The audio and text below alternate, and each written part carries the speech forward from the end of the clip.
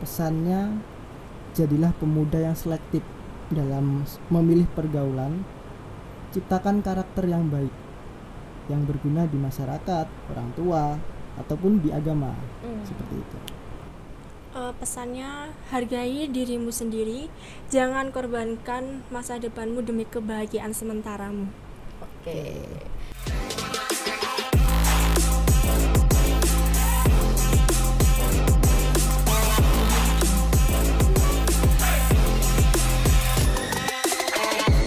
Rungkat ruang ngobrol Katolik. Halo guys, kembali lagi di Rungkat, Ruang Ngobrol Katolik. Nah, di video kali ini kita kedatangan narasumber yang ganteng dan cantik nih. Sebaiknya kita kenalan dulu ya sama narasumber kita kali ini. Boleh Mas perkenalan dulu? Halo, perkenalkan nama saya Alfonsus Indra Nugadeo. Saya dari stasi Bandar Agung.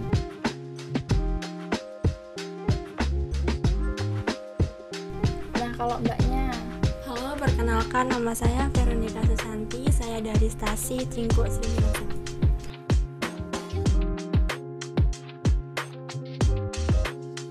Jadi narasumber kita kali ini adalah Mas Deo dan Mbak Susan. Nah, Mas Deo, kabarnya gimana nih Mas Deo sama Mbak Susan untuk hari ini? Kalau saya kabarnya baik dan Baik. diharapkan selalu baik. Amin. Kalau saya, puji Tuhan baik. Itu kan baik ya. Nggak jadi galau Mbak? Nggak baik, Ding. Nggak baik? Dikit baiknya. Oh, masih galau. Iya, galau. Nah, Mas dan Mbaknya ini kesibukan kesehariannya ngapain aja sih? Kalau saya kesehariannya, karena saya menjadi guru di salah satu sekolah di desa saya, kesehariannya mengajar. Mengajar. Kalau Mbak Susan? Kalau saya sendiri kan masih sekolah ya, Kak. Jadi kayak keseharian saya sendiri cuman sekolah aja di rumah. Sekolah. Iya. Nah, untuk keseharian yang lain di rumah itu ada bantu orang tua atau gimana Mbak? Iya, bantu orang Bantu tua. orang tua. Kadang kalau udah sore gitu bisanya main bola. Main bola. Iya. Nah, Mbak Susan ini kelas berapa ya? Sekarang kelas 3 SMA. 3 SMA. Kalau Mas Dio itu SMP atau SMA Mas ngajarnya? Saya mengajar di SMP. SMP. SMP. Jadi guru SMP ya Mas Iya. ya. Nah, Mas Deo dan Mbak Susan ini kan kebetulan Mas Deo ini seorang guru, jadi pergaulannya tuh lebih luas lagi ya Mas ya. Nah, kalau Mbak Susan ini kan sebagai anggota apa ya? Bisa bilang anggota ekskul itu atau apa Mbak? Iya, bisa dibilang. Anggota ekskul itu kan pasti juga relasinya lumayan besar ya Mbak ya.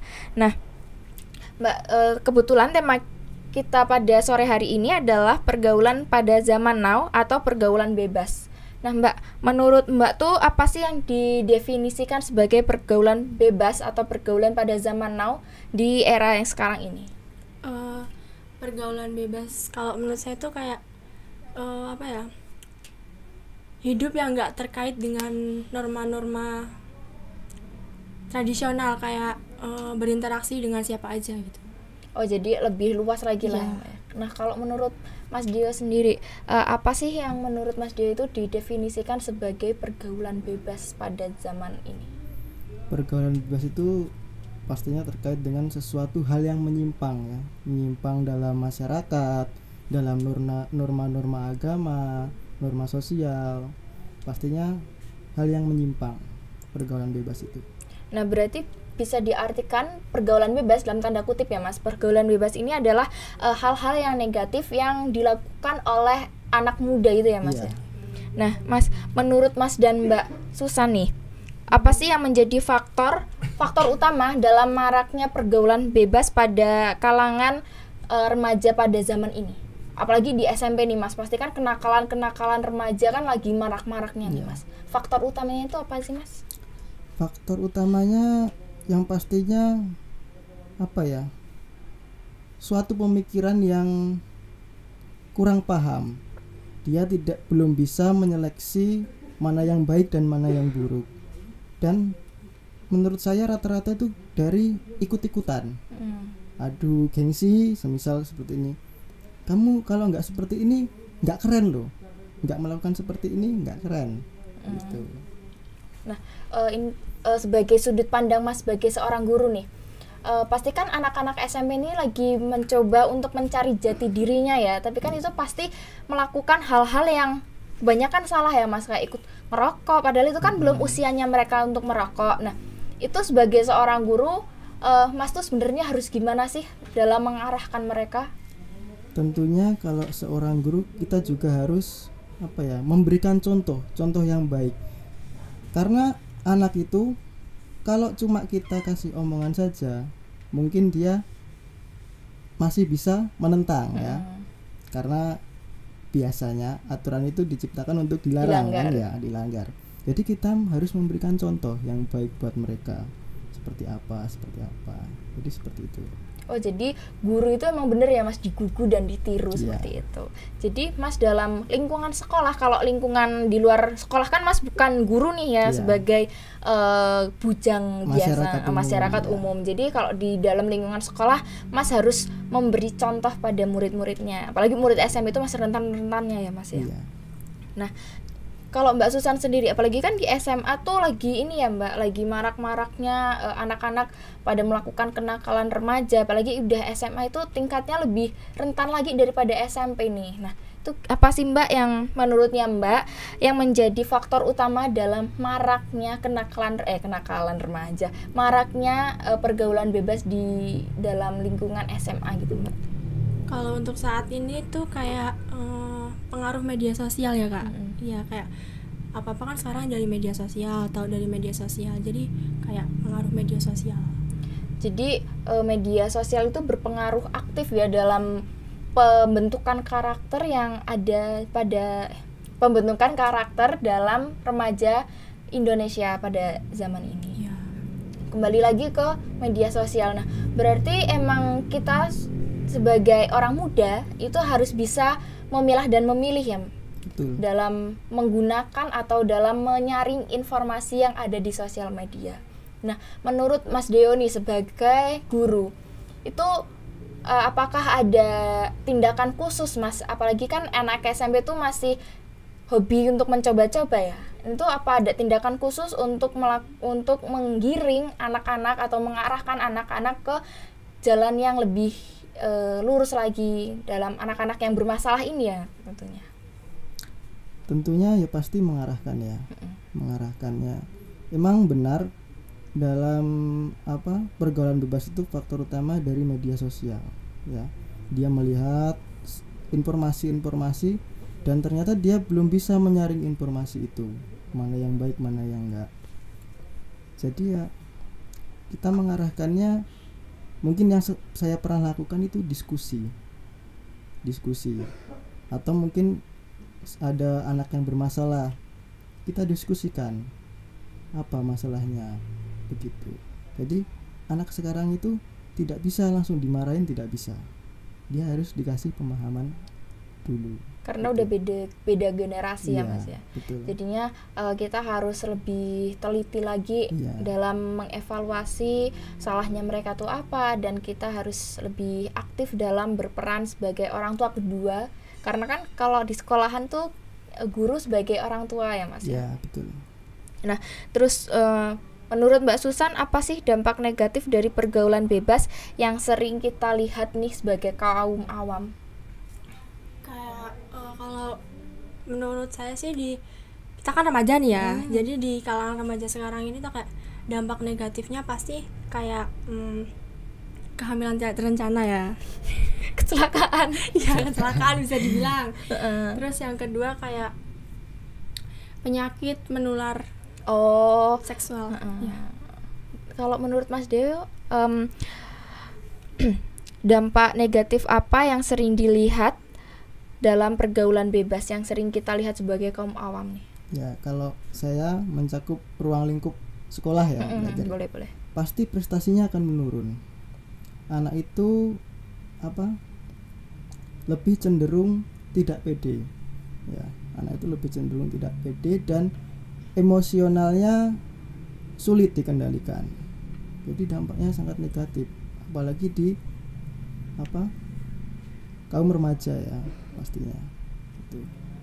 Berarti jadi lebih nggak semangat lagi ya Mas untuk ke sekolahnya, karena sudah asik dengan dunia yang diciptakan tadi itu. Nah, balik lagi ke Mbak Vero tadi, kan menyangkut kehamilan di luar nikah atau kecelakaan. Nah, emang di lingkungan SMA itu udah banyak ya Mbak kayak gitu Mbak?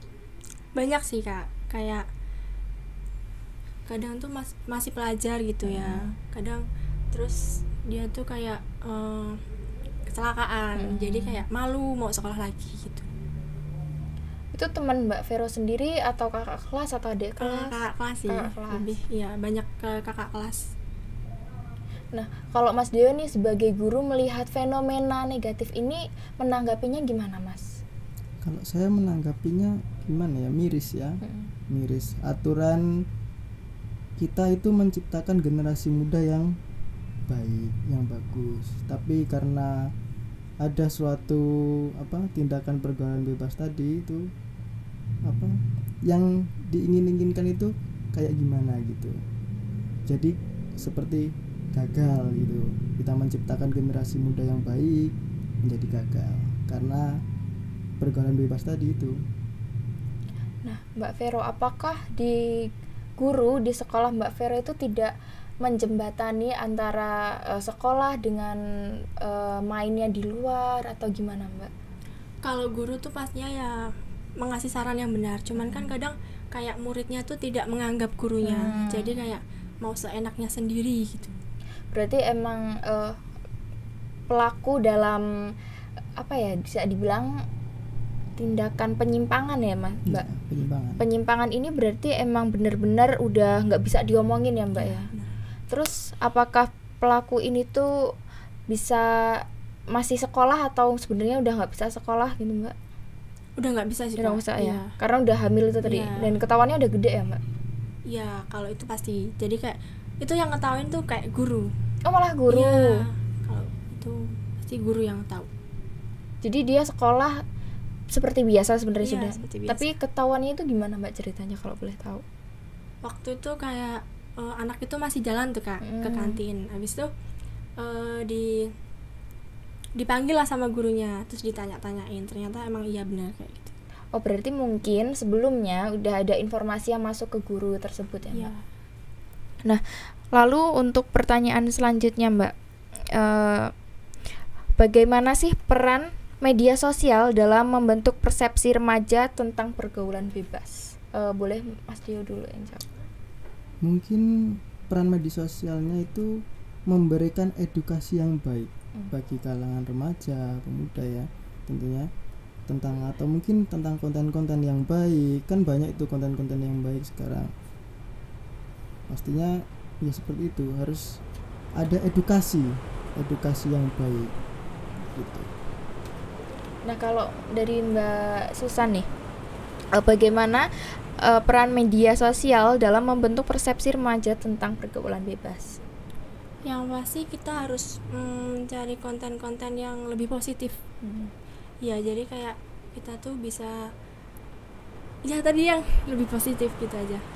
Nah, tadi kan Mas Dio sempat menyinggung tentang banyak sekarang pada era ini banyak konten-konten yang positif. Nah, tapi Mas, tentang konten positif ada juga konten negatif yang sekarang bisa diakses secara bebas oleh remaja-remaja, apalagi kalau misalkan anak-anak itu download aplikasi X atau aplikasi Twitter, itu mereka ketik aja itu udah langsung muncul tuh Mas apapun informasi di situ. Nah, itu berarti penting ya Mas peran orang tua atau pengawasan orang tua terhadap memainkan gadget atau memainkan media sosial. Penting. Peran orang tua itu sangat penting. Mungkin Mas ada yang mau disampaikan untuk orang tua? Mungkin untuk saat ini kadang orang tua itu mengabaikan ya, dia juga asik di dunianya sendiri, tidak memikirkan anaknya. Kadang masalah yang terjadi di lingkup sekolah saya ya, itu prestasinya menurun, anak itu prestasinya menurun karena kurang dorongan dari orang tuanya. Kadang orang tuanya melarang anak itu untuk tidak bermain gadget, tapi orang tuanya memberi contoh, asik sendiri dengan gadget itu. Dan untuk pengawasannya Ya saya rasa orang tua harus memberikan edukasi pastinya itu. Oh ya, Mas, BTW Mas Mbaknya haus nggak sih? Terus ya, Haus. Ini boleh diminum ya, minum dulu yuk.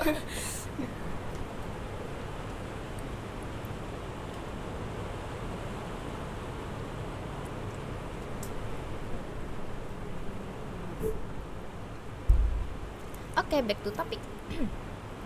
Nah, sekarang ke Mbak Susan nih. Menurut Mbak Susan,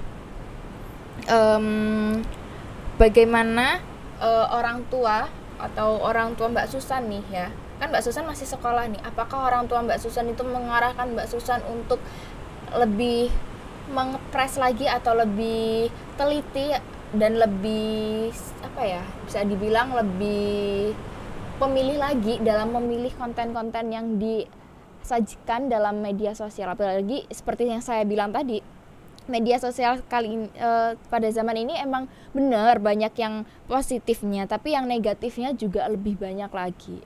Itu bagaimana sih Mbak peran orang tua dalam mengarahkan anak-anaknya untuk memilah dan memilih konten yang baik? Dan kalau orang tua tuh kayak kadang udah ngelarang ya Kak, tapi kitanya sendiri yang masih ngelawan. Oh, penasaran, rasa penasaran. Kayak rasa penasaran, rasa ingin tahu. Berarti penasaran kenapa sih kok dilarang, ada apa gitu. Berarti timbul seperti itu. Emang kenapa sih? Berarti emang sebenarnya edukasi tentang hal-hal yang seperti itu di Indonesia kan masih tabu nih ya Mas. Tapi sebenarnya tuh itu menjadi yang terpenting sekarang, karena anak-anak pada zaman sekarang itu pada kritis. Semakin dilarang, semakin mereka ingin tahu. Ya, betul sekali. Jadi larangan adalah perintah. Nah, benar, larangan dibuat untuk dilanggar. Nah, lalu berarti orang tua itu harus melakukan edukasi ya Mas. Sebagai orang tua, selain mengarahkan juga harus memberikan edukasi tentang bahayanya kecanduan tentang konten-konten yang negatif. Nah, menurut Mas Deo, apa yang bisa dilakukan untuk mencegah dan mengurangi dampak negatif dari pergaulan bebas ini, Mas? Mencegah atau menguranginya itu yaitu lewat edukasi baik tentang obrolan baik, terutama faktor penting utama untuk mencegah itu dari orang tua dari lingkup keluarganya sendiri. Jadi orang tua itu mengarahkan anak itu untuk menjadi seperti apa, ini loh yang tidak boleh, ini loh yang boleh. Jadi orang tua sangat penting. Berarti emang peran orang tua itu benar-benar sangat dibutuhkan ya Mas? Betul, sangat dibutuhkan peran orang tua itu. Nah, menurut Mbak Susan nih, apa yang bisa dilakukan sebagai Mbak, apalagi Mbak masih SMA nih ya, masih siswi SMA. Apa yang bisa dilakukan Mbak Susan sebagai siswi SMA untuk mencegah dan mengurangi dampak negatif dari pergaulan bebas? Apalagi di SMA ini Mbak masih mencari jati diri kan? Apa sih Mbak yang Mbak lakukan untuk mencegah dan mengurangi dari pergaulan bebas ini? Ya itu tadi, kembali ke orang tua. Jadi kita tuh kayak harus menuruti kata orang tua. Kayak misalkan kadang orang tua ngelarang, kita nggak ngelakuin. Jadi kita harus dengerin omongan orang tua. Berarti emang kembali lagi orang tua ya Mbak. Tapi kan itu kalau misalkan orang tuanya itu bisa diandalkan. Nah, apalagi ini tuh seperti yang Mas Dio bilang tadi, orang tua tuh juga sekarang pada zaman ini sibuk dengan gadgetnya sendiri-sendiri. Itu gimana Mbak? Kalau Mbak, apakah butuh kesadaran diri atau gimana? Iya, Mbak? Yang penting itu kesadaran diri ya. Jadi emang kita sebagai remaja itu harus bisa menimbang ya Mbak, mana yang baik, mana yang benar, dan peran orang tua juga sangat penting. Terus kira-kira Mbak, apa sih yang bisa menjadikan remaja pada saat ini tertarik untuk masuk ke dalam lingkungan pergaulan bebas ini? Yang pasti itu kayak tadi, rasa ingin tahu, pengaruh teman, dan kayak kepuasan dan kebahagiaan. Jadi emang lingkungan itu menjadi faktor pendukung Mbak ya.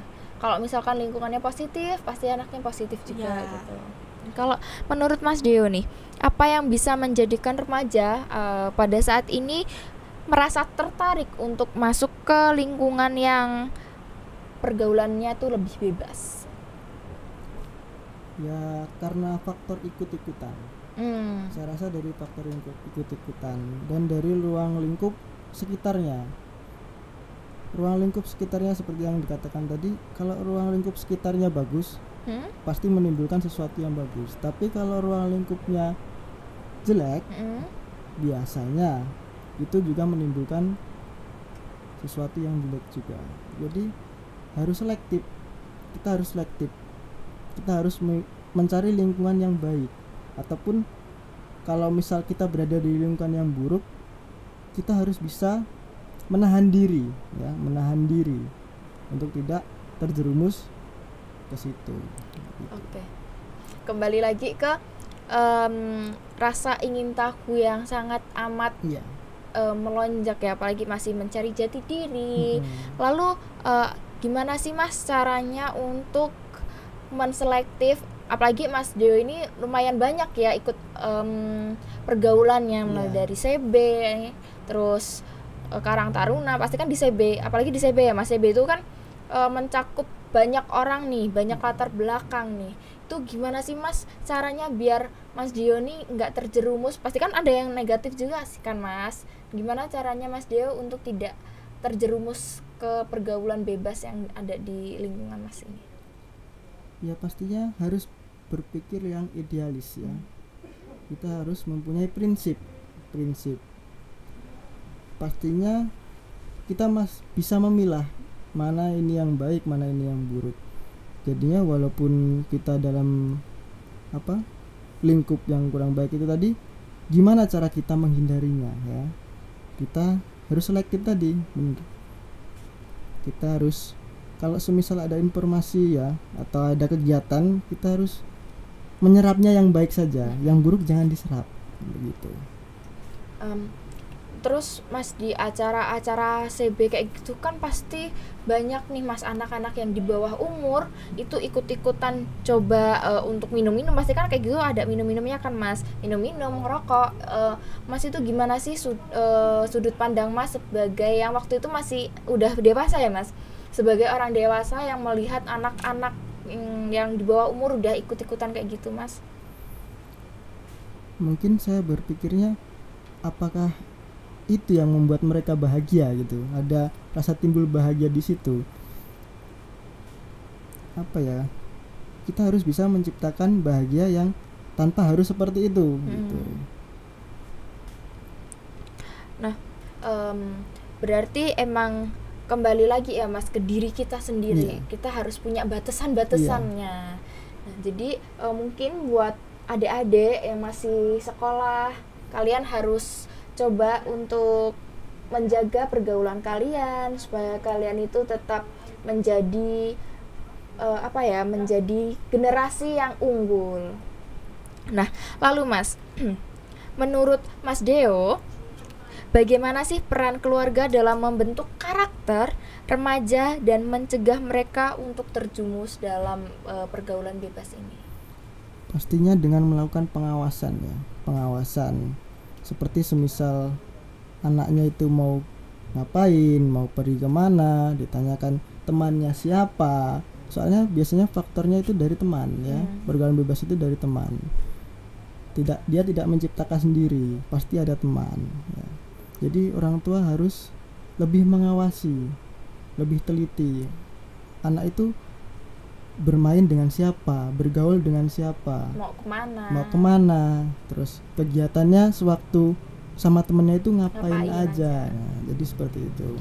Jadi orang tua harus mengontrol ya? Iya betul, mengontrol. Karena emang masih di bawah umur ya Mas, jadi emang harus dikontrol, karena mereka kalau nggak dikontrol tuh pasti lepas kendali. Nah, untuk Mbak Susan nih, sebagai sudut pandang seorang anak, kira-kira menurut Mbak Susan bagaimana sih peran keluarga Mbak Susan dalam membentuk karakter Mbak Susan dan mencegah Mbak Susan untuk terjerumus dalam pergaulan yang bebas? Yang pasti itu harus mengawasi kegiatan kita ya Kak. kita juga butuh pengawasan dari orang tua. Jadi orang tua itu bisa tahu kegiatan kita gimana, kayak misalkan kita kegiatannya nggak bener, nanti orang tua bisa kayak menasehati atau melarang gitu, ngasih arah gitu ya, mengarahkan.